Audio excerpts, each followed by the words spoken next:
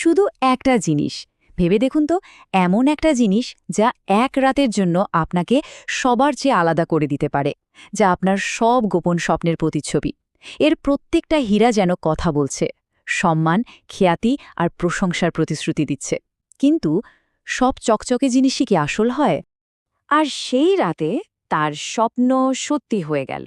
ওই বিশাল বলরুমে সে যেন একটা ডানা মেলা প্রজাপতি। সবার মুগ্ধ চোখ শুধু তাকেই খুঁজে ফিরছে। প্রশংসার আলোয় ভাসতে ভাসতে সে ভুলেই গিয়েছিল যে বাস্তব বলে কিছু আছে। ঠিক যেমনটা সে সারা জীবন চেয়ে এসেছে। শুধু এক রাতের জন্য সেই ছিল রানী। কিন্তু স্বপ্নের রাত তো আর সারা জীবন থাকে না। ভোরের আলো ফুটতেই সেই স্বপ্নটা একদম চুরমার হয়ে গেল, পরিণত হলো এক ভয়ঙ্কর দুঃস্বপ্নে। বাড়ি ফিরে আয়নার সামনে যখন শেষবারের মতো নিজেকে দেখছিল, ঠিক তখনই শরীরটা জমে বরফ হয়ে গেল। গলায় হাত দিতেই একটা চাপা আর্তনাদ। যে জিনিসটা তার স্বপ্নকে সত্যি করেছিল, সেটাই সেটাই এখন তার জীবনটাকে চিরতরে শেষ করে দিতে চলেছে। চলুন এবার একটু গোড়া থেকে শুরু করা যাক। কে ছিল এ নারী, আর কেনই বা একটা রাত আর একটা হার তার কাছে এতটা গুরুত্বপূর্ণ ছিল? ম্যাথিল্ড লুইসেল দেখতে অসাধারণ সুন্দরী, কিন্তু ভাগ্য তার সহায় ছিল না। জন্ম এক সাধারণ কেরানির পরিবারে, আর বিয়েও হয়েছে শিক্ষা মন্ত্রণালয়ের এক ছাপোষা কেরানির সাথেই। কিন্তু মনে মনে সে বিশ্বাস করত যে এই জীবন তার জন্য নয়। তার জন্মই হয়েছে দামি রেশম আর জহরাতের দুনিয়ায় থাকার জন্য। নিজের এই সাদামাটা জীবনকে সে ভীষণ ঘৃণা করত, আর তার ধনী বান্ধবী মাদাম ফরেস্টিয়ারকে তো রীতিমতো এড়িয়ে চলত, শুধুমাত্র হিংসার কারণে। তো একদিন সন্ধ্যায় তার স্বামী বেশ বিজয়ের ভঙ্গিতে বাড়ি ফিরলেন, হাতে একটা বড় খাম, আর খামের ভেতরে শিক্ষামন্ত্রীর বাড়ির এক জমকালো পার্টির আমন্ত্রণপত্র। সাধারণ কেরানিদের জন্য এইটা একটা বিশাল ব্যাপার, প্রায় অকল্পনীয়। ভদ্রলোক তো ভেবেছিলেন যে ম্যাথিল্ডা খুশিতে নেচে উঠবে, কিন্তু তিনি ঘুণাক্ষুরেও টের পাননি যে এই খামটাই আসলে তাদের জীবনের চরম সর্বনাশের পরোয়ানা নিয়ে এসেছে। আমন্ত্রণপত্রটা দেখে ম্যাথিল্ডার চোখে আনন্দ তো দূরের কথা, বরং জল চলে এলো। সে দুঃখে ভেঙে পড়ে বলল, এই রকম একটা অনুষ্ঠানে পড়ার মতো আমার আছেটা কি? ওই ধনী সমাজে নিজেকে গরিব প্রমাণ করার চিন্তাটা তার কাছে যেন মৃত্যুর চেয়েও ভয়ঙ্কর ছিল। স্ত্রীর চোখের জল দেখে বেচারা স্বামীর মন গলে গেল। তিনি তার অনেক দিনের শখ পূরণের জন্য জমানো 400 ফ্র্যাঙ্ক স্ত্রীর হাতে তুলে দিলেন। এই টাকাটা দিয়ে তার একটা বন্ধু কেনার ইচ্ছে ছিল, কিন্তু তখন মনে হলো নিজের শখের চেয়ে স্ত্রীর এক মুহূর্তের হাসি অনেক বেশি দামি। পোশাক তো কেনা হলো, কিন্তু ম্যাথিল্ডার মনে জন্ম নিল এক নতুন দুশ্চিন্তা, আর এই দুশ্চিন্তাই তাদের ভাগ্যকে চিরদিনের মতো সিল করে দেবে।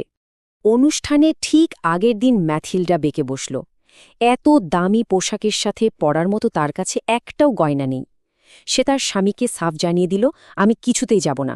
এতগুলো ধনী মহিলার মাঝে আমাকে একদম গরিবের মতো দেখাবে, কি লজ্জার ব্যাপার। এমনকি স্বামী যখন তাজা ফুল পরার পরামর্শ দিলেন, সে সেটাও ঘৃণার সাথে ফিরিয়ে দিল।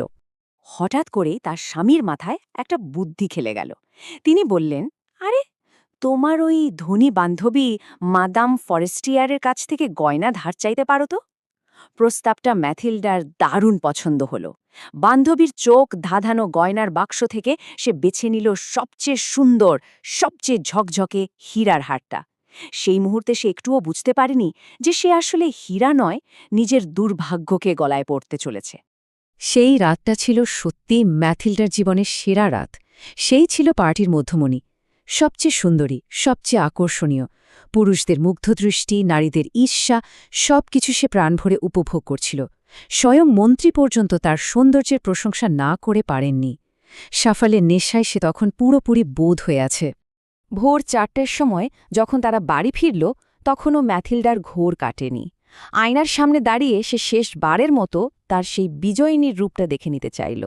আর ঠিক তখনই তার চোখ পড়ল গলার দিকে। এক মুহূর্তের জন্য মনে হল পৃথিবীটা যেন থেমে গেছে। হারটা নেই। তার মুখ থেকে বেরিয়ে এলো একটা ভয়ার্থ, অস্ফুট চিৎকার। এরপরে যা শুরু হল তাকে বলে মরিয়া অনুসন্ধান। রাস্তায়, ঘোড়ার গাড়িতে, সম্ভাব্য প্রত্যেকটা জায়গায় তারা খুঁজল, কিন্তু হারটা যেন বাতাসে মিলিয়ে গেছে। তখন তাদের সামনে শুধু একটাই পথ খোলা ছিল, এক ভয়ঙ্কর পথ। অনেক খোঁজাখুঁজির পর তারা একদম একই রকম দেখতে আরেকটা হার খুঁজে পেল, কিন্তু সেটার দাম শুনে তাদের পায়ের তলার মাটি সরে গেল। বিক্রেতা দাম চাইল 40,000 ফ্রাঁ। অনেক দরকষাকষির পর শেষমেশ 36,000 ফ্রাঁতে রফা হল।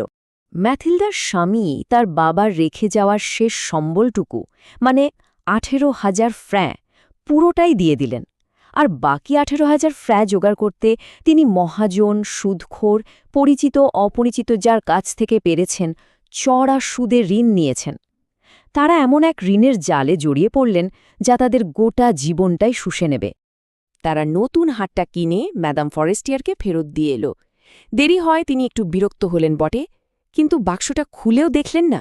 তিনি যদি শুধু একবার খুলে দেখতেন, কিন্তু তিনি দেখলেন না। আর ম্যাথিল্ডা এক ভয়ঙ্কর সত্যের থেকে বহু দূরে রয়ে গেল। মাত্র এক রাতের বিলাসিতা, আর তার দাম শোধ করতে হল জীবনের 10-10টা বছর দিয়ে। তাদের জীবনের এক নতুন ভয়ঙ্কর কঠিন অধ্যায় শুরু হল। তারা কাজের লোকে ছাড়িয়ে দিল, নিজেদের সুন্দর অ্যাপার্টমেন্ট ছেড়ে এক স্যাঁতস্যাঁতে চিলেকোঠার ঘরে উঠল।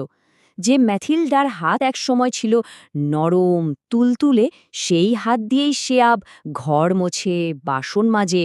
কঠোর পরিশ্রমে তার সব সৌন্দর্য যেন উবে গেল। তার স্বামী দিনের পর রাত জেগে কাজ করে বাড়তি রোজগারের চেষ্টা করতে লাগলেন। এভাবেই কেটে গেল 10টা লম্বা বছর। অবশেষে সব ঋণ শোধ হল। ঋণ থেকে মুক্তি পাওয়ার পর এক রবিবারের বিকেলে ম্যাথিল্ডার সাথে এমন একজনের দেখা হয়ে গেল যে তার জীবনের সবচেয়ে বড় আর মর্মান্তিক সত্যিটা তার সামনে তুলে ধরবে। রাস্তায় সে তার পুরনো বান্ধবী মাদাম ফরেস্টিয়ারকে দেখতে পেল। 10 বছর পরেও ফরেস্টিয়ার ঠিক আগের মতো সুন্দরী আর তরুণী। অন্যদিকে ম্যাথিল্ডাকে দেখে চেনার কোনো উপায় নেই। ম্যাথিল্ডা ঠিক করল এতদিন পর সে সব সত্যি কথা খুলে বলবে। নিজের এই কষ্টের জন্য তার মনে কোথাও যেন একটু গর্বও ছিল। ম্যাথিল্ডা যখন তার 10 বছরের অমানসিক পরিশ্রম আর ত্যাগের গল্প শোনাল, তখন মাদাম ফরেস্টিয়ার বিস্ময়ে আর করুণায় তার হাত ধরে বলে উঠলেন, হায় রে আমার বেচারি ম্যাথিল্ডা, আমার হাতটা তো নকল ছিল, ওটার দাম বড়জোর 500 ফ্রাঁ হবে। এই মর্মান্তিক পরিণতির পেছনে যে বার্তাটা লুকিয়ে আছে, চলুন এবার সেটা নিয়ে একটু ভাবা যাক। এই পুরো গল্পটা আসলে বাস্তব আর মায়ার মধ্যেকার এক ভয়ঙ্কর খেলা। এক রাতের ঝলমলে মায়া তাদের জীবনে নিয়ে এলো এক দশকের সর্বনাশ। যে হারটাকে তারা 36,000 ফ্রাঁ সম্পদ ভেবেছিল, সেটার আসল দাম ছিল মাত্র 500 ফ্রাঁ। আসলে যা আমাদের সুখী করবে বলে আমরা ভাবি, তার পেছনে ছুটতে গিয়ে আমরা হয়তো আমাদের সত্যিকারের সুখটাকেই চিরদিনের মতো হারিয়ে ফেলি। এই যে আজকের দুনিয়া, যেখানে সবকিছুই বাহ্যিক রূপের ওপর নির্ভরশীল, সেখানে আমরা বুঝব কি করে যে কোনটা আসল আর কোনটা নকল, কোনটা সত্যিই মূল্যবান? এই প্রশ্নটা আজও আমাদের ভাবায়। কারণ ম্যাথিল্ডার সেই ভুল আমরা আজও আমাদের চারপাশে প্রতিনিয়ত হতে দেখি।